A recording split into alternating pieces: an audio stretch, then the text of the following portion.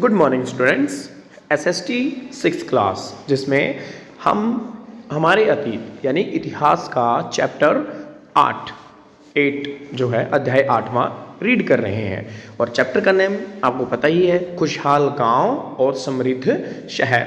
हम यहाँ पढ़ रहे हैं कि प्राचीन समय में जो गांव होते थे और जो शहर होते थे उसमें किस किस तरह की एक्टिविटी होती थी, किस किस तरह के लोग रहते थे और वो क्या क्या क्रियाओं से संबंध रखते थे, ये सब हम पढ़ रहे हैं। इसमें हमने लोहे के बारे में पढ़ा कि लोहे के किस तरह से औजार सामने आए और उनसे खेती शुरू की गई, और उनसे जब खेती शुरू की गई तो खेती में मुनाफा हुआ, खेती में एक नयापन, एक मतलब विकसित खेती कह सकते हो आप उसको, वो शुरू की गई।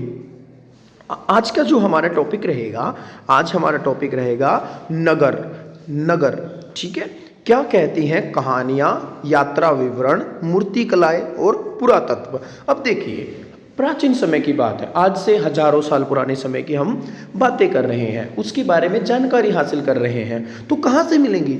उस समय में जो उस समय से जुड़ी हुई जो कहानियां प्रचलित हैं, आप अपने दादा दादी से, नाना नानी से, बड़ों से कई काफ़ी लंबी समय पुराने की कहानियां सुनते हो। उससे आपको क्या पता चलता है? उन कहानियों से हमें उस जमाने के रहन सहन का, लोगों के बोल चाल के ढंग का पता चलता है, ठीक है। खान पान का भी कहानियों से पता चलता है। तो इसका मतलब जो कहानियां होती हैं वो बीते समय से संबंध रखती हैं, और वो कहानियां क्या करती हैं? हमें इतिहास के बारे में बताती हैं, हिस्ट्री से रिलेटेड होती हैं। फिर बात करते हैं यात्रा विवरण की। यात्रा विवरण क्या है? जैसे आप अब कहीं पर जाते हो, अपने नाना के यहाँ जा रहे हो, मामा बुआ के यहाँ जा रहे हो, कहीं भी जाते हो तो यात्रा के थ्रू ही जाते हो, बस में बैठकर या कार में, बाइक पर, जैसे भी जाते हो।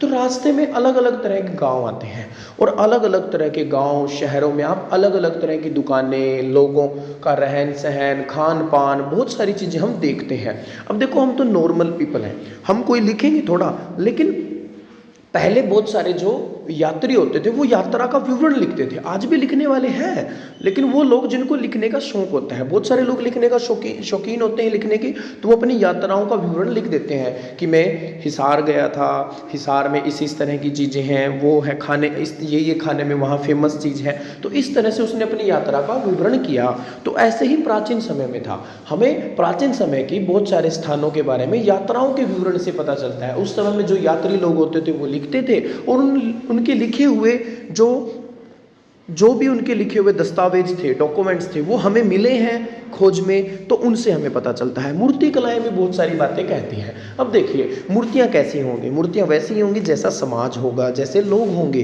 ठीक है, और उनके आसपास जैसा कल्चर होगा उसी से संबंधित वहाँ पर मूर्तियाँ बनाई जाएंगी।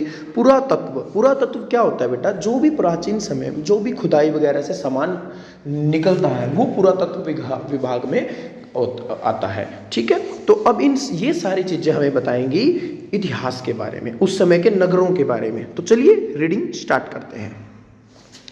तुमने जातकों के बारे में सुना होगा। जातकों, आपको ध्यान होगा अगर हो तो, जातक क्या होती हैं बेटा? जातक जो महात्मा बुद्ध हैं उनकी जो कथाएं हैं, उनके जीवन से जितनी भी संबंधित कथाएं हैं वो जातक कथाओं के रूप में है, ठीक है। उनकी जीवनी, उनके जीवन का जो संकलन है सारा का सारा, वो जातक कथाओं के द्वारा क्या किया गया? उनका वर्णन किया गया है। तो जातक कथाएं क्या है? बौद्ध धर्म से जुड़ी हुई है, ठीक है। तो देखो, तुमने जातक कथाओं के बारे में सुना होगा। ये वो कहानियां हैं जो आम लोगों में प्रचलित थी। बौद्ध भिक्षुओं ने इनका संकलन किया। यहाँ एक जातक कथा दी गई है। बौद्ध भिक्षुओं ने मतलब जो बौद्ध धर्म के भिक्षु थे, हमने पिछले चैप्टरों में पढ़ा है ना, जब हमने बौद्ध धर्म के बारे में जाना था, भिक्षु भिक्षुणी, ठीक है। तो वो लोग थे, उन्होंने इन कहानियों को इकट्ठा किया। लोगों में ये कहानियां प्रचलित थी, महात्मा बुद्ध के जीवन से संबंधित थी बहुत सारी। तो ये सारी चीजें थी, और ये कहानियां कुछ ना कुछ संदेश भी देती थी, ठीक है। जिसमें यह बताया गया कि एक निर्धन किस तरह धीरे धीरे धनी बना गया। यानी कि नीचे क्या दिया गया है? नीचे एक कहानी दी गई है। इस कहानी को हम अच्छे से पढ़ेंगे, और ये कहानी एक ऐसे व्यक्ति के बारे में है जो बहुत ही निर्धन था, लेकिन उसने एक मरे हुए चूहे से बहुत सारा धन इकट्ठा कर लिया। तो बड़ी अच्छी इंटरेस्टिंग कहानी है, चलिए इसको रीड करते हैं। देखिए कहानी क्या है। कहानी में कहता है, एक शहर में एक गरीब युवक रहता था।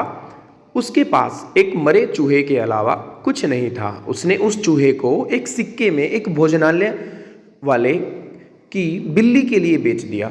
देखिए क्या था मतलब इसका, कि एक व्यक्ति था, उसके पास उसके पास कुछ नहीं था, ठीक है, बहुत गरीब था, बस था तो एक मरा हुआ चूहा। अब उसने वो चूहे का क्या किया, एक भोजनालय मतलब जो होटल्स होते हैं जहाँ खाना बनाया जाता है और लोगों को बेचा जाता है, उसने एक बिल्ली पाल रखी थी। अब बिल्ली बेचारी भूखी मर रही थी, उसको तो चूहा खाना था कई दिनों से, ठीक है।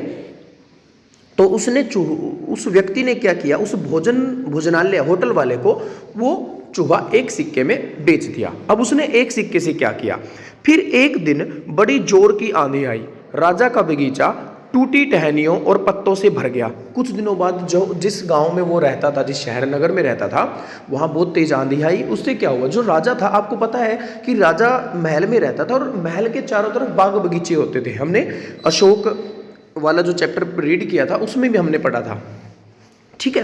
तो उस बाग बगीचे की जो टहनियाँ थी, पेड़ पत्ते थे, बहुत सारे टूट गए और बहुत सारा नीचे कचरा इकट्ठा हो गया। उनका माली इसे साफ करने की बात से परेशान हो उठा। अब भाई जो बाग का माली था वो परेशान हो गया, अरे इतने सारे पत्ते इकट्ठे करने पड़ेंगे, ये तो बहुत सारा कचरा है, मैं तो थक जाऊंगा, मेरी तो कमर टूट जाएगी। बेचारा परेशान था, ठीक है। देखते ही देखते उन्होंने ये आगे, युवक ने माली से कहा कि अगर लकड़ियां और पत्ते उसे मिल जाए तो वह बगीचे की सफाई कर सकता है। माली तुरंत मान गया। अब वो व्यक्ति उस माली को देख रहा था, माली से बोला, भाई देख, परेशान होने की जरूरत नहीं है, मैं क्या करता हूँ, ये तेरे सारे बगीचे की सफाई मैं खुद कर दूंगा, लेकिन बदले में तुम्हें क्या करना होगा, ये जितने भी पत्ते हैं, जो भी ये घास फूस ये सारा होगा, ये मुझे देना होगा। तो माली तो खुश हो गया, भाई उसे तो फ्री में काम करने वाला मिल रहा था, ठीक है। इसलिए उसने क्या किया, हाँ कर दी और मान गया। तो फिर उस व्यक्ति ने भी उसकी सफाई कर दी और वो सारा सामान इकट्ठा कर लिया। आगे देखिए क्या हुआ, युवक ने पास खेल रहे बच्चों को यह कहकर इकट्ठा कर लिया कि प्रत्येक टहनी और पत्ते के बदले में उन्हें एक एक मिठाई मिलेगी। देखते ही देखते उन्होंने बगीचे से एक एक तिनका चुनकर गेट के पास इकट्ठा कर दिया। अब उसने भी खुद इकट्ठा नहीं किया वो सारा, उसमें भी तरकीब लगाई, बच्चों को कह दिया, आसपास बच्चे खेल रहे थे कि भैया बच्चों इधर आओ, एक एक मिठाई मिलेगी, जल्दी से ये सारा ग्राउंड साफ कर दो। तो उन्होंने भी कर दिया, ठीक है, बिल्कुल सारा का सारा ढेर लगा दिया।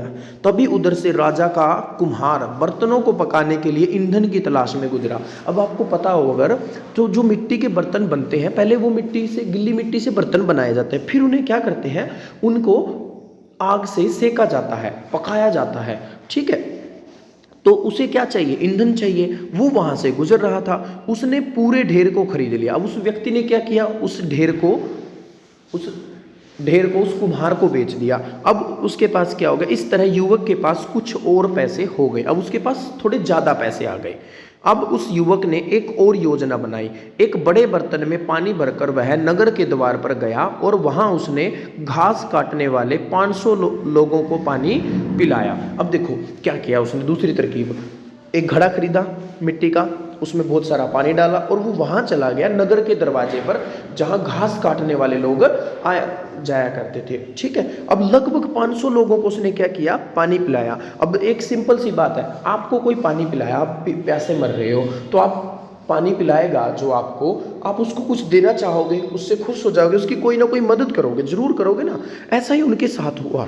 खुश होकर उन लोगों ने कहा, तुमने हमारे लिए इतना अच्छा काम किया है, बताओ अब हम तुम्हारे लिए क्या कर सकते हैं।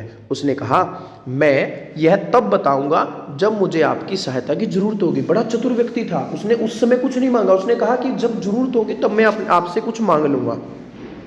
उसके बाद उसने एक व्यापारी से दोस्ती की। फिर उसने क्या किया, एक व्यापारी से दोस्ती।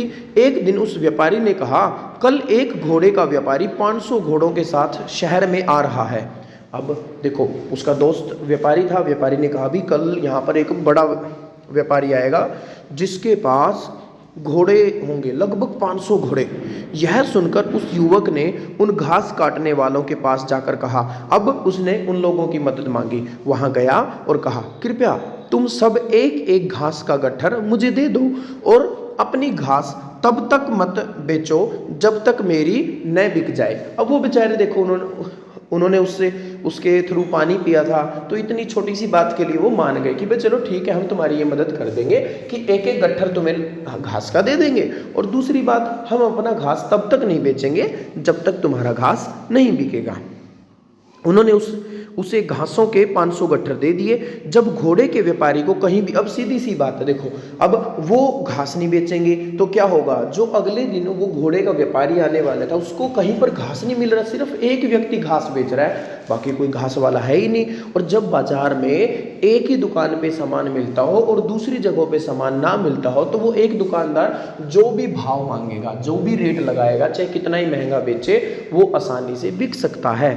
यही काम यहाँ पर हो रहा है कि जब घोड़े के व्यापारी को कहीं भी घास न मिली तो उसने इस युवक की घास 1000 सिक्के में खरीद ली, क्योंकि पता था घोड़े बेचने हैं, अगर घोड़े बेचने हैं तो घोड़े तंदुरुस्त होने चाहिए, हट्टे कट्टे दिखने चाहिए, और अगर घोड़ों को घास नहीं डाली घोड़े कमज़ोर हो जाएंगे भूख से और फिर बिकेंगे नहीं। इस वजह से उसने 1000 सिक्के, देखो कहाँ एक चूहे से वो 1000 सिक्कों का मालिक बन चुका था। ठीक है, तो ये थे कहानी। अब ऐसी ऐसी जो कहानियां हैं ना, ऐसी कहानियां हमें बहुत सारी शिक्षाएं भी देती हैं और जिस समय से जुड़ी होंगी उस समय के बारे में भी बताती हैं। ठीक है, आगे देखिए, प्राचीन नगरों के जीवन के बारे में हमें उन कुछ अन्य स्रोतों से भी पता चलता है। अब देखो इस कहानी से, ये तो कहानी है, इस कहानी से हमें प्राचीन समय के बारे में पता चल रहा है कि व्यापारी होते थे, घोड़ों का व्यापार भी होता था, घास काटने वाले होते थे, ठीक है, कुम्हार है, ठीक है, माली है, कितने लोग काम करने वाले आए हैं यहाँ पर, अलग अलग तरह के आए हैं। ठीक है, लेकिन इसके अलावा कुछ और भी स्रोत हैं। वो स्रोत कौन से हैं? शहरों, गांव या फिर जंगलों के जीवन से जुड़ी घटनाओं को मूर्तिकार कलात्मक ढंग से उकेरते थे। मतलब उस समय जो शहर होते थे, गांव होते थे या फिर जंगल वगैरह का जो जीवन होता था, उनसे जुड़ी जो भी घटनाएं होती थी, जो मूर्ति बनाने वाले थे या चित्र बनाने वाले थे, वो क्या करते थे, अपने चित्रों में, अपनी मूर्तियों में वो सारी चीजें दिखाने की कोशिश करते थे, दर्शाने की कोशिश करते थे। ठीक है, इन मूर्तियों को ऐसी इमारतों की रेलिंग, खंभों या प्रवेश द्वारों पर सजाया जाता था जहां लोग आते थे। अब जहां से लोगों का आवागमन ज़्यादा होता था वहां पर ये मूर्तियां स्थापित की जाती थी, ताकि लोगों का इनके ऊपर ध्यान जाए और लोग इनको अच्छे से देखें और समझें। ठीक है, ऐसे ही देखो यहाँ पे दिया गया है, ये जो चित्र दिया गया है, जो ये व्यक्ति खड़ा है और इसके साइड में आप देखो क्या है, साइड में ना आप देखोगे इसको ध्यान से, जो ये लाइनिंग बनी हुई है, अब इसको ध्यान से देखोगे, ये देखो, ये इसमें जो ये लाइनिंग सी बनी हुई है ना, ये वाली ऐसे ऐसे ऐसे ऐसे, ये क्या है, ये ऐसी शेप नजर आ रही है। कैसी शेप है? जब हम घर पे हमारी कटोरियाँ होती है ना, कटोरियाँ, हमने एक कटोरी ली, एक कटोरी के अंदर दूसरी कटोरी, फिर एक और कटोरी, एक और कटोरी, ऐसे जब कटोरियां डाल देते हैं तो एक बड़ा सा पिलर, एक बड़ा सा खंबा बन जाता है कटोरियों का। और उन कटोरियों को दूर से देखोगे ना, आपको उसमें लाइनिंग, हर कटोरी की लाइन अलग नजर आएगी। ठीक है, तो ये जो लाइन बनेगी उसको हम रिंग बोल सकते हैं, रिंग जैसे दिखेगी वो, छल्ले जिसको कह सकते हैं, छल्ले जैसा। इसको हिंदी में रिंग, इन रिंग्स को हिंदी में वल्य बोलते हैं। क्या बोलेंगे? वल्य। तो इसी तरीके से पहले कुएं वगैरह भी तैयार किए जाते थे, वो छोटे छोटे होते थे, जो अलग अलग कामों, छोटे मोटे, मतलब कुछ छोटी छोटी चीज़ों के लिए यूज़ किए जाते थे, इनको वल्य कूप बोलते थे। अब ये क्यों बनाया गया था? ये पानी की निकासी के लिए बनाया गया था। पानी की निकासी का मतलब क्या है? जो घरों में वेस्ट पानी होता था उसको कहीं बाहर, अब हमारे यहाँ तो नालियाँ बनी हुई हैं, इसमें क्या दिखाया गया, इसमें इस तरह से पानी, इनके अंदर पानी जाता था, फिर ये नीचे चला जाता था। आगे एक चित्र हो रहा है यहाँ पर, नीचे सांची की मूर्ति कला। अब देखो ये सांची की मूर्ति कला है, देखिए इसमें ध्यान से देखोगे आपको बहुत सारी चीजें देखने को मिलेंगी। ठीक है, अगर आप ये चित्र अगर ध्यान से देखो, ये घोड़ों के मुंह दिखाई दे रहे हैं, ये पहिया दिखाई दे रहा है, देखिए पीछे हाथी, ये हाथी का चित्र है। ठीक है, और ऊपर भी देखो हाथी वगैरह के चित्र दिखाए गए हैं। ठीक है, तो अलग अलग तरह के चित्र आपको देखने को मिलेंगे।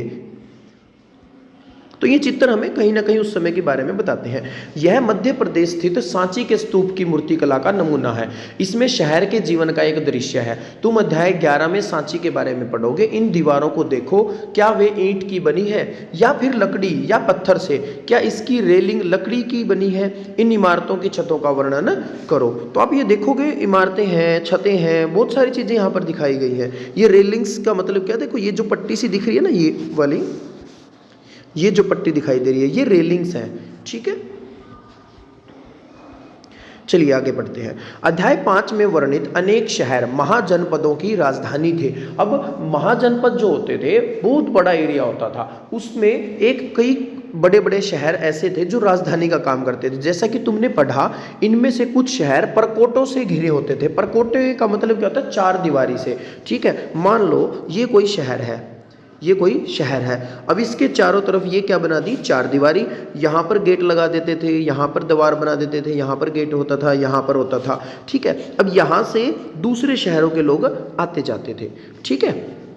इससे क्या होता था? ये जो चार दीवारी होती थी, ये बहुत ऊंची ऊंची होती थी बेटा, और इससे दूसरे जो शहर होते थे वो यहाँ पर डायरेक्ट हमला नहीं कर सकते थे। अब देखो यहाँ डायरेक्ट हमला नहीं होगा, यहाँ पर सैनिक होते थे, यहाँ पर भी सैनिक होते थे, यहाँ पर भी, यहाँ पर भी। अब यहाँ से पता चल जाएगा, जब भी जिस साइड से भी कोई लड़ाई करने के लिए, हमला करने के लिए आएगा, तब तक यहाँ पर बहुत सारी सेना इकट्ठी हो जाएगी और इसको हमले से बचा सकती थी, ठीक है। यानी कि किसी को भी इस शहर पर कब्जा करने के लिए इस चार दीवारी को पार करना होगा। तो ये इसलिए सुरक्षा के हिसाब से भी बहुत अच्छे होते थे परकोटे। जैसा कि तुम ऊपर के चित्र में देख रहे हो, अनेक शहरों में वल्यकूप मिले हैं। ये वल्यकूप गुसल खाने क्या होता है बेटा? वो हमारा वॉशरूम होता है, जैसे हमारे घरों में होता है ना, वॉशरूम होता है, शौचालय हम जिसको कहते हैं, ये गुसल खाना होता है, ठीक है। नाली या कूड़ेदान के लिए प्रयुक्त होते थे। मतलब या तो इनमें कूड़ा डालते थे, कचरा डालते थे, या फिर ये गुसल खाना एक तरह से जो भी हमारा वॉशरूम के अंदर, शौचालय के अंदर, बाथरूम के अंदर जो भी वेस्ट होता है, वो सारा का सारा इसके अंदर इकट्ठा होता रहता था, ठीक है। ये काफ़ी नीचे होते थे, ये गहराई में। आगे कूड़ेदान के लिए प्रयुक्त होते थे। प्राय ये वल्यकूप लोगों के घरों में होते थे, और ये ज़्यादातर आप देखोगे लोगों के घरों में ही होंगे, क्योंकि उन्हें अपना वेस्ट वहाँ पर डिकम्पोज करना होता था, इसलिए। जैसे आगे देखिए, इसमें क्या कहता है? महलों, बाजारों या आम घरों के अवशेष बहुत कम मिलते हैं, क्योंकि महल हैं, बाजार हैं या आम जो घर होते थे उनके अवशेष बहुत कम मिले हैं। संभवतः लकड़ी, मिट्टी व कच्ची ईंटों या छप्पर से बने होने के कारण ये ज़्यादा समय तक टिक नहीं पाए। अब ऐसा क्यों हुआ? क्योंकि जो चीज़ें कच्ची मिट्टी, ठीक है, कच्ची ईंटें या छप्पर वगैरह यानी कि घास फूस से बने थे, लकड़ी से बने थे, अब वो इतने हजारों साल तक तो वो नहीं रहेंगे ना, वो नष्ट हो गए। लेकिन कुछ चीज़ें हमें मिली हैं, कुछ नहीं मिली हैं। भविष्य में पुरातत्वविद इनकी खोज कर सकते हैं। हाँ, हो सकता है आगे जाकर इनकी और नई अलग अलग जगहों पर खुदाई होती है, खोदते रहते हैं अलग अलग जगहों पर, जहाँ लगता है कि यहाँ संभावना है कुछ मिलने की, तो वहाँ पर खुदाई चलती रहती है। जैसे हाँसी में आपने किला देखा होगा, वहाँ पर भी तो खुदाई में बहुत कुछ मिला है। राखीगढ़ी है जो अपने आसपास हिसार डिस्ट्रिक्ट में, तो वहाँ पर भी बहुत चीज़ें मिली हैं खुदाई के लिए तहत। आगे प्राचीन शहरों के बारे में वहां गए नाविकों तथा यात्रियों के विवरणों द्वारा भी पता चलता है। ऐसा ही एक विस्तृत विवरण किसी अज्ञात यूनानी नाविक का है, जिन जिन पत्तनों पर वह गया उन सभी के बारे में उसने लिखा है। मानचित्र 7 पृष्ठ 105 में बरूच ढूंढो, अब उसके द्वारा दिए गए वर्णन को पढ़ो, ठीक है। तो ये आप एक बार उस मैप में देख लेना, बरूच जगह ढूंढ लेना, यूनान की है, ठीक है। तो लेकिन स्टोरी क्या है ये मैं बता देता हूँ। हाँ, एक वर्ड है यहाँ पर पत्तन। पत्तन क्या होता है बेटा? जो समुद्री जहाज होते हैं वो जहाँ पर रुकते हैं, ठीक है, समुद्र के तट पर। ऐसा तो नहीं हर जगह रुक सकते हैं वो, तो कुछ विशेष जगह होती है जहाँ, जैसे हमारे बस स्टैंड होते हैं, बसें आकर रुकती हैं, रेलवे स्टेशन है, रेल आकर रुकती है, ट्रेन आकर रुकते हैं, मतलब हवाई अड्डा होता है जहाँ हवाई जहाज रुकते हैं। ऐसे ही समुद्री जहाज़ों के लिए भी एक अड्डा होता है, उसे पत्तन कहते हैं, बंदरगाह भी कहते हैं, इंग्लिश में पोर्ट्स कहते हैं, ठीक है। तो ऐसे ही एक किसी अज्ञात, नाम नहीं पता उसका, लेकिन यूनानी नाविक था, यानी कि एक समुद्री यात्री था जिसने अपनी यात्रा का वर्णन किया है। बैरीगाजा की कहानी है ये। बैरीगाजा की देखिए, बैरीगाजा की संकरी खाड़ी में समुद्र से आने वालों के लिए नाव चला पाना बहुत मुश्किल होता था। क्यों? क्योंकि संकरी खड़ी थी। संकरी का मतलब क्या होता है बेटा, जिसकी चौड़ाई कम हो। अब वो कम चौड़ाई वाले रास्ते से आना जाना तो मुश्किल ही होगा ना।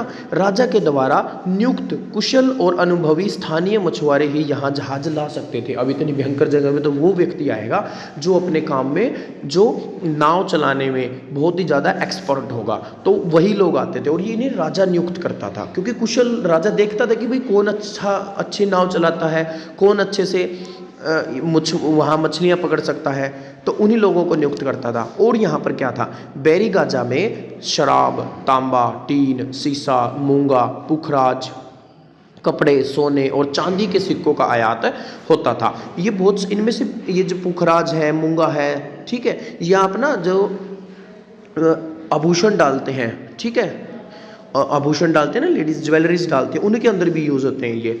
इन सब का वहाँ पर आयात होता था, मतलब ये सारी चीज़ें दूसरी जगहों से यहाँ पर आती थी। हिमालय की जड़ी बूटियाँ, हाथी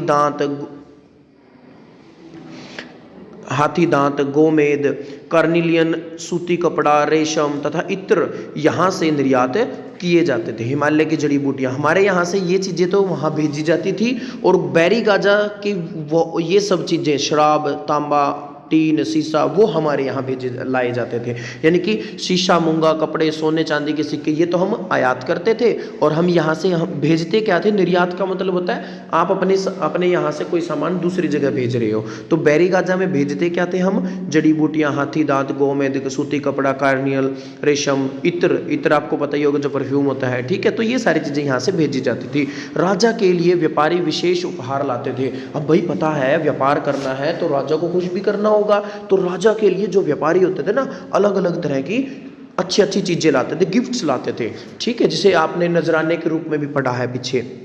अब इनमें क्या होता था, इनमें चांदी के बर्तन, गायक किशोर। गायक किशोर का मतलब क्या है कि जो गाने वाले छोटे छोटे, मतलब ज़्यादा उम्र के नहीं, कम उम्र के लड़के होते थे, लड़के लड़कियां होते थे जो गाने वाले, सुंदर सुंदर औरतें, अच्छी शराब और उत्कृष्ट महीन कपड़े शामिल होते थे। महीन कपड़े मतलब जिनकी बुनाई बहुत ही बारीक होती थी। आप देखोगे, आप कपड़े की बारी वो देखोगे ना, कभी कपड़ों को ध्यान से देखना, जैसे बोरी होती है, बोरी के एक एक धागे आपको अलग से दिखेंगे, लेकिन हम जो आमतौर पर शर्ट डालते हैं ना, उसके धागे हमें इतनी आसानी से नहीं दिखते, यानी कि वो बारीक बुनाई है। और जो बोरी होती है वो मोटे धागे की बुनाई से की जाती है। तो ऐसे ही बारीक धागों से जो कपड़ा बुना जाता था वो राजा के लिए उपहार के रूप में लाया जाता था।